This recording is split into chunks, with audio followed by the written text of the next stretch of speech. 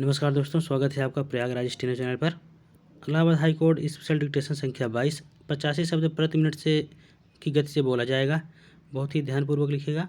Dictation शुरू होगी 5 second में। चैनल पर नए हैं तो जरूर सब्सक्राइब कर लें।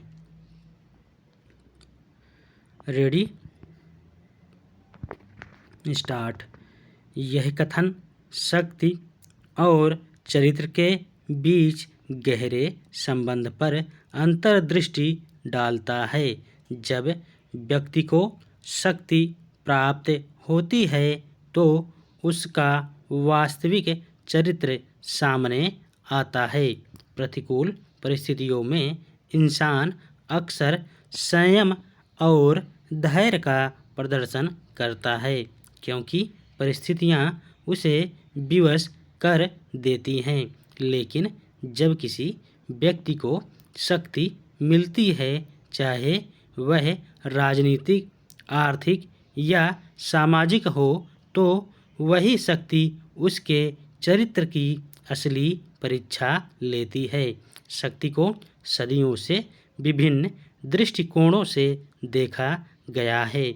यह वह साधन है जो व्यक्ति को अपने निर्णय लेने और उन्हें लागू करने की स्वतंत्रता देता है। परंतु शक्ति के साथ जिम्मेदारी भी आती है। इस बात को बेंजामिन फ्रैंकलिन के प्रसिद्ध कथन से भी समझा जा सकता है। बड़ी शक्ति के साथ बड़ी जिम्मेदारी आती है। शक्ति किसी व्यक्ति के स्वभाव, नैतिकता और आदर्शों को परखने का माध्यम बनती है।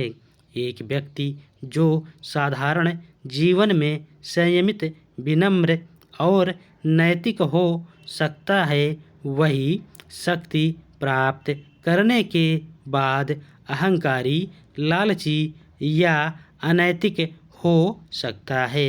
शक्ति की प्राप्ति व्यक्ति के भीतर छिपी इच्छाओं और वास्तविक व्यक्तित्व को उजागर करती है। पैरा, महात्मा गांधी का जीवन इस कथन का एक आदर्श उदाहरण है। उन्होंने ब्रिटिश साम्राज्य के खिलाफ सत्याग्रह और अहिंसा के माध्यम से भारत की स्वतंत्रता के लिए संघर्ष किया। जब उन्हें राजनीतिक और सामाजिक शक्ति प्राप्त हुई, तब भी वे सदैव सत्य, अहिंसा और विनम्रता के सिद्धांतों पर अडिग रहे। गांधी जी ने इस शक्ति का उपयोग अपने व्यक्तिगत लाभ के लिए नहीं, बल्कि समाज और देश के कल्याण के लिए किया। यह उनके उच्च चरित्र का प्रमाण है। इसके विपरीत एडोल्फ हिटलर का उदाहरण दर्शाता है कि कैसे शक्ति का दुरुपयोग एक व्यक्ति के वास्तविक चरित्र को उजागर कर सकता है।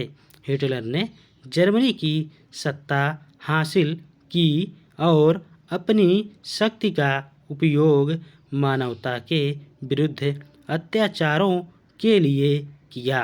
उसका चरित्र एक तानाशाह के रूप में उभरकर सामने आया, जिसने लाखों निर्दोष लोगों की जान ली।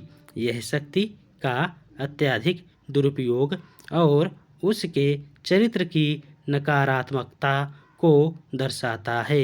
राजनीति में शक्ति का विशेष महत्व है। राजनीतिक सत्ता न केवल व्यक्ति को नीति निर्माण की शक्ति देती है, बल्कि यह उनके चरित्र की परीक्षा भी लेती है। एक सच्चा नेतृत्वकर्ता वही है जो शक्ति प्राप्त करने के बाद भी अपने नैतिक मूल्यों, आदर्शों और समाज के प्रति अपने कर्तव्यों को नहीं भूलता। भारत जैसे लोकतंत्र में, जहां राजनीति का गहरा प्रभाव है शक्ति का समुचित उपयोग और उसका दुरुपयोग दोनों ही देखने को मिलते हैं। कुछ नेतृत्वकर्ता अपनी शक्ति का उपयोग समाज में सुधार और विकास के लिए करते हैं।